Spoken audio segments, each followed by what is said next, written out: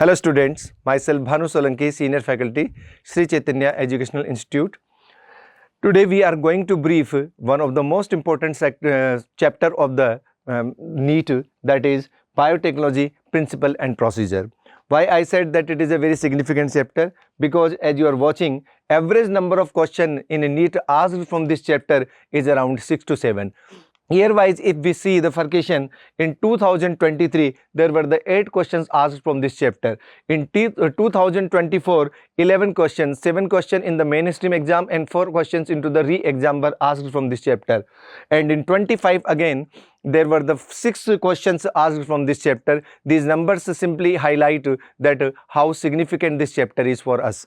So, here there you are watching one of the flow chart of this entire chapter. So whenever you want to revise this chapter in a couple of minutes, then definitely this chart will help you a lot, so that at a glance you can summarize the entire chapter. In the beginning of this chapter, I recommend you that you should thoroughly go through the text written about the Boyer and Cohen, because there are some significant facts are given, so don't miss it. Read it carefully and try to memorize whatever the contributions and important informations given in this particular introductory part. Later on, the definition of the biotechnology is given here. There I recommend you that you should you should memorize the definition, especially given by the European Federation. This definition of the biotechnology should keep in your memory. Later on in this chapter, as they mention about the modern biotechnology, how it comes into the existence, then the genetic engineering means the technique that alter to the chemistry of genetic material, DNA and RNA, is known as the genetic engineering, which is one of the mean with help of which modern biotechnology came in existence. Second, bioprocess engineering means the maintenance of sterile, means free from any kind of a contamination, ambience of the chemical engineering processes. So chemical engineering processes and the genetic engineering were the two important aspects because of which the modern biotechnology came in existence. Later on in this chapter, they mention how the first recombinant DNA was constructed. Here they mention the first instance of the construction of an artificial recombinant DNA molecule. The construction of this first recombinant DNA molecule emerged from the possibility of the linking of a gene containing antibiotic resistance plasmid, means extra chromosomal DNA of the Salmonella typhimurium. So antibiotic resistant gene was aligned into the native plasmid of Salmonella, and later on it was transferred into the E. coli bacteria. Consequently, sensitive E. coli, after receiving this recombinant plasmid, also become antibiotic resistant, and that was the first incidence where the recombinant DNA was constructed and introduced into another organism. Here there later on they mention about the various crucial steps, the 3 basic steps of the genetic engineering or the recombinant DNA technology. First, identification of the DNA with desirable genes, and second, introduction of the identified DNA into the host, and third, maintenance of the introduced DNA into the host and the transfer of the DNA to its progeny, yani ki multiplication, so that the product can be generated. So these steps you have to keep in your memory, because chronological questions from this chapter are very significant. Later on, the tools of recombinant DNA technology are mentioned here. First is mentioned restriction endonuclease enzymes. In the restriction endonuclease enzyme, the first restriction endonuclease was the HindD2, whose functioning dependent on the specific DNA nucleotide sequence was isolated and characterized 5 years later. Means from 1963 to after 5 years, its characteristics were distinguished and it was later on came in existence.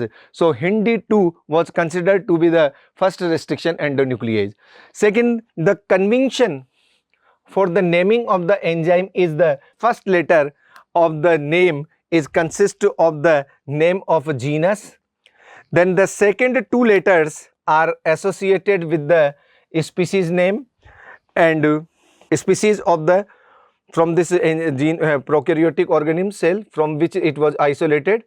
And later on, for example, they mention eco R1. So here E stands for the Escherichia, CO stands for the coli, and R is the name of strain. Strain was the RY13. And Roman numbers in this example indicate to the sequence of the discovery. Remember, sequence of the isolation. First letter about the genus, second and third letter about the species, fourth letter indicate to the strain, and the Roman number indicate to the sequence of the isolation. So HindD2 was the first discovered restriction endonuclease but second isolated one. So be careful that the Roman numbers indicates what. Later on, each restriction endonuclease has a specific recognition site that is called restriction site. Restriction site is usually made up of 6 base pairs, and these 6 bases are in a specific manner that is called palindromic sequence. So restriction endonuclease enzymes actually inspecting to the length of DNA sequence. Once they find this specific recognition sequence, then they will cut in a specific position. Just see, if they cut away from the center like here and here, so then such type of ends that arise are known as sticky end.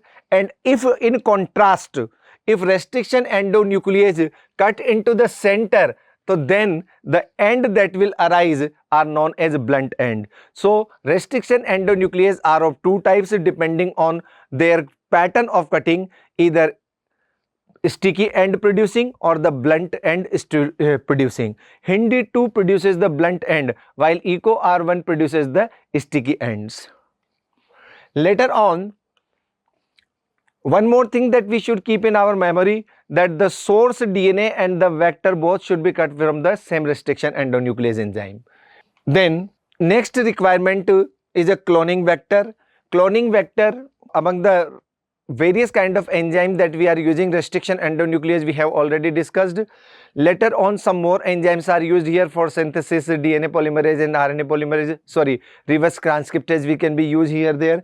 For the lysis point of view, various kind of lysing enzymes we have to use so that the desired DNA can be separate. Among the tools, next name is the vectors. Vectors are those DNA with help of which the foreign DNA or the desired DNA is to be transferred into the suitable host. In any ideal vector, 3 properties must be there. First is the presence of origin of replication initiation, because if origin of replication initiation is present, yani ori site is present, then only DNA replication can start. So any DNA, foreign DNA that you want to multiply, it is not necessary that it can be multiplied by itself, but if ori is present, then it is assured that it will be multiplied. Ori not only help to replicate the initiate the replication, but also it determine to the copy number, that in how many numbers it will multiply, that is called copy number of the vector. Second important feature in any vector is the selectable marker. Selectable markers helps to distinguish, which helps in identifying to and eliminating to the known transformants from the transformants and the non-recombinants from the recombinants. It's selectively permitting to the growth of the transformants only. Transformation is a procedure through which a piece of DNA is introduced into the host bacteria. I must say to you that selectable marker helps to distinguish transformants from non-transformant as well as recombinants from the non-recombinants. Third important criteria or the need of any vector is the cloning site. In any restriction and in any vector, in an ideal vector, in order to link alien DNA, the vector need to have very few, preferably single recognition sites. It means only one type of recognition site should be present in a single copy. Multiple types of restriction sites must be present, but each type of restriction site should be present only one. Why? Because if more than one sites of each type are present, then the vector will cut in many pieces, then the joining of foreign DNA will become a complicated process. In the second part, they mention how these recombinant plasmids can be distinguished from the non-recombinant and non-transformants.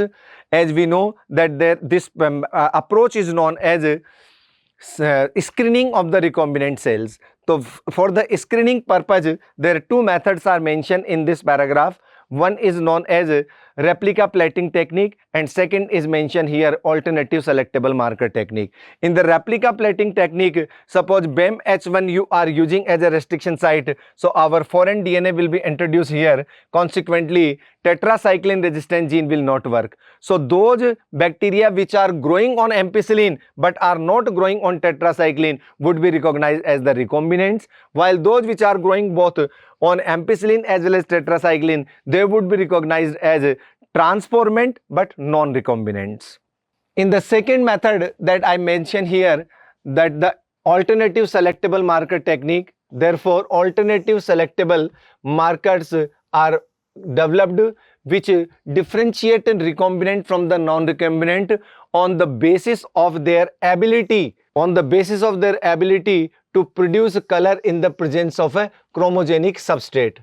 Means if any non-recombinant bacteria is present, so there is no insertional inactivation of the gene. If there is no insertional inactivation, the functional enzyme will form. Functional enzyme will form, the substrate will convert into product, consequently color will change. So colorful colonies indicate to the transformant non-recombinant bacteria. But if there is a recombination, so our gene get insertionally inactivated, consequently enzyme will not form, consequently substrate will not transform into the product, so color will not produce. So colorful colonies indicate to the non-recombinants, while white colonies or colorless colonies will indicate to the recombinant bacteria. Means from the same culture medium we can distinguish both recombinants and non-recombinant. Vectors for the cloning gene in the plant and animals are here mentioned. So here there you must remember that the Agrobacterium tumefaciens is a bacteria in which Ti plasmid remain present. Ti yani tumor inducing plasmid. This tumor inducing plasmid, Ti plasmid, tumor inducing plasmid is very important, now been modified, yani ki this is not used in a natural form, it is to be modified vector which is no more pathogenic for the plant but is still able to use to the mechanism to deliver the genes of the interest into the variety of plants. Be careful, variety of plants but dicot plants. Agrobacterium based vectors yani ki Ti plasmid vectors will transfer DNA only in dicotyledons, not in monocotyledons. Then after vectors and restriction under nucleus, third point is here mentioned about the competent of the host. Any bacterial cell or any host cell will pick up a DNA. This ability is known as competence. Every cell have a competence, but we have to manipulate it so that chances of the picking up of the DNA can maximize, and it is made possible by help of the divalent cations. As mentioned here, we are talking about the calcium. So calcium increases the efficiency, which increases the efficiency with which DNA of the bacteria can pass through the cell wall. Recombinant DNA can then be forced into the such cells by incubating the cells with the recombinant DNA on ice. So ice, then placing them into the briefly for the 42 degrees centigrade. So this is called heat shock treatment. Yani ice cold, 42 degrees centigrade, then again ice cold. So in the presence of calcium ions. So calcium ions will help into the adherence of the DNA over the bacterial wall. Heat will help into the creation of the transient pores so that this adsorbed DNA can easily absorbed inside the cell. So in this manner, by calcium ions and heat shock temperature technique, this competence of the bacterial cell can be maximized or can be increased. Some other methods of the introduction are also mentioned, yani ki vectorless DNA transfer, or you can say direct DNA transfer. First is mentioned micro injection. One is known as biolistic method of gene gun method also called. One is also there is the electroporation. Electroporation method is used for the bacterial cells. Micro injection method is used for the animal cells, and biolistic or gene gun method is used for the plant cells. In the gene gun method, you must remember that the DNA is to be coated over the gold or tungsten particles, and then gene bullets will form. DNA coated gold particles or tungsten particles called gene bullets. These gene bullets were bombarded over the target plant cell, and then the transformation will happen. Then the processes of the recombinant DNA technology. Here recombinant DNA technology involves several steps into the specific sequences such as, so I am highlighting first isolation of the DNA, second fragmentation of the DNA by restriction endonuclease enzyme, third isolation of the desired DNA. Be careful, isolation of DNA is a one step and isolation of desired DNA is another step. So isolation of the desired DNA fragment is a one more step. Then ligation of the DNA fragment into a vector, and then transferring the DNA, recombinant DNA, into the host cell, then culturing of the host cells in a medium at the larger scale, and extraction of the desired products. So these are the various steps that you have to keep in memory in a sequential manner, because this is one of the most crucial chronological questions have ever been asked in this chapter. Later on, isolation of the genetic material is mentioned here. Various kind of, because we know that the DNA remain present inside the nucleoid in case of the prokaryotic cell and inside the nucleus in case of the eukaryotic cell. So suppose from bacteria we have to isolate DNA, then the lysozymes are enough. Suppose we have to isolate DNA from the fungal cell, so then chitin is the cell wall component, so chitinase enzyme we will have to use so that the cell wall can dissolve. If plant cells we are using, then cellulase and pectinase we have to use, and if animal cells we are using, then only lipase and protease we have to use, then the DNA can be isolated. Later on here there about the PCR is also one approach is given. PCR yani ki polymerase chain reaction, also known as popularly people choice reaction, is a method of in vitro DNA replication. Here there you have to keep memorize that what are the steps. First step is a denaturation, second is a annealing, and third is the extraction. Denaturation step is to be carried out on a particular temperature, that is around 94 degrees centigrade. Annealing is carried out at the temperature 54 degrees centigrade. Extension of the primer is carried out around at the 72 degrees centigrade temperature. Means all these steps will carried out sequentially. Here there one more important aspect is what, that the primer that we are using here, set of primer, yani ki two types of primer we have to use in this approach. DNA primers we will are the oligonucleotide polymers. It means in case of PCR technique, the primer that we are going to use are not the RNA primers, usually they are the DNA primers. Because here their primer we have to add from the outside, so we will synthesize them in form of the DNA. There is no need of RNA primers as in case of DNA replication that happen naturally. So by this technique we can do this. Here in this step, enzyme that we are going to use is the heat resistant yani ki thermostable DNA polymerase that is obtained from the Thermus aquaticus, this bacteria Thermus aquaticus.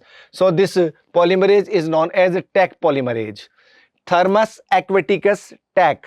Taq polymerase is a thermostable which can tolerate temperature even at the 94-95 degrees centigrade temperature. So This enzyme will not use in step number 1 denaturation. It is not used in step number 2 annealing. It will be utilized into the step number 3, that is the primer extension. Later on, obtaining to the foreign gene product, here there, once the recombinant cells have been identified, they are allowed to grow into the suitable culture medium.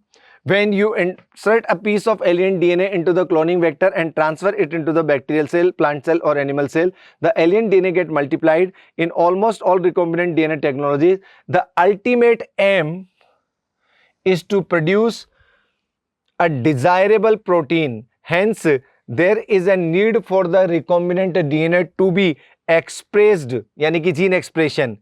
The foreign gene get expressed under the appropriate conditions, and the expression of the foreign gene into the host cell involves understanding of the many technical details.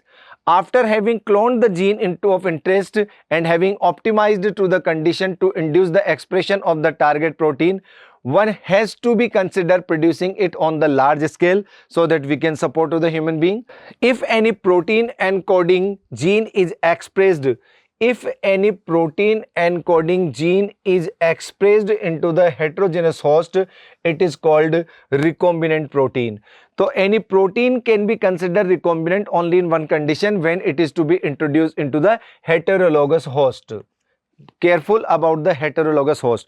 Suppose any insulin gene we are introducing into a diabetic patient, so the protein insulin will not be considered as a recombinant protein. Why? Because for the insulin gene, human being is not a heterologous host. But if the insulin gene you introduce into the yeast cell and there you produce the insulin protein, so yes, in case of the yeast cell, it would be considered as recombinant protein. The cells can be multiplied into the continuous manner, yani ki one of the method of culture, where there what happened from one side of the container, raw or waste or exhausted culture medium, so one of the volume is to be withdraw, and from the another side fresh culture medium is to be add. Means addition of the fresh medium and withdrawal of the old exhausted medium is going on. So it is called continuous culture. What is the advantage of it? In case of the continuous culture, the fresh medium is added from the other side, maintained to the cell into the physiologically most active state. What is the most active state of growth? That is the log or exponential phase. So continuous culture is capable to maintain physiologically most active stage of the growth, that is the log or exponential phase. That is why it is very significant. The culturing method produces a large biomass leading to the higher yield of the desirable product. Small volume of the culture cannot produce the appreciable amount of the quantities of the product. So larger volumes of the culture can be processed, and for that we have to develop bioreactors, where a large volume of the culture can be processed biologically. Bioreactors can be used as a thought of a vessel in which raw material are biologically converted. Remember, here there is the biological entities doing this job into the specific products, individual enzymes, etc. What these vectors are providing to us? So here they are mentioning that the bioreactors, a bioreactor provides optimal conditions for the achieving the desired product by providing optimum growth conditions in terms of the optimum temperature, optimum pH, optimum substrate, optimum salt, optimum vitamins, and optimum oxygen level. Here there I recommend you that you should memorize these two diagrams with labels also, because in the NEET 2025 this diagram was given and they ask about the labels. So that is also one of the important aspect. Here they mention about the stirred tank. Stirrer means where there is the provision of the rotation of the culture medium. A stirred tank reactor is usually cylindrical with a curved base. Why curved? Because its curve facilitates to the mixing of the reactor content. The stirrer helps to facilitate to the even mixing and the oxygen availability in throughout the bioreactor. The function of stirrer is also very important here there. In each bioreactor, there are some more devices. Just for example, system for the controlling to the foam, यानी कि foam controlling system is there, temperature controlling system is there, pH controlling system is there, and the sampling ports are available so that the small amount of the small volume of the culture can be withdrawn periodically for the testing purpose. Once the product get formed, from the product formation to before marketing, all event comes under the downstreaming processing. After completion of the biosynthetic phase, means from the construction of a recombinant DNA to bioproduct formation, it is the upstream processing, and from the product formation to before marketing, all event come into the downstreaming processing. So the process यानी downstreaming process includes separation and purification of the product, which are collectively referred as the downstream processing. The product has to be formulated with the suitable preservatives, such as formulation to be undergo clinical trials, as in case of drugs. It means clinical trials are not required for everything every time. Strict quality control testing for the each product is also required. Yani whatever the product that you are going to produce through the recombinant DNA technology have to go through the quality control testing, but not every time will go through the clinical trials. Clinical trials we will do only in case of drugs or medicines. So this is all about the downstreaming processing. After that, here there one important question they asked, can you think and answer how a reporter gene? So they are asking reporter gene question. You must remember they are talking actually about the selectable marker gene, with help of which recombinants and non-recombinants can be distinguished. One more question is here, they ask, can you recall meiosis and indicate at which stage recombinant DNA is made? So you must remember that in case of meiosis, during pectine stage, there is a provision of crossing over that is also producing a recombinant DNA. Similarly, in the meiosis also, independent assortment happen in anaphase 1. So that is also producing recombinant DNA, but that is the recombination of chromosome, not the recombination of DNA. So you should hear for this answer, this question, the answer should be pectine stage. Later on, some important questions are also be added here. So you must go through all these questions so that this chapter become very thorough and very conceptually very strong in your preparation, and you can solve all the questions expected to be in your upcoming NEET exam. Thank you very much.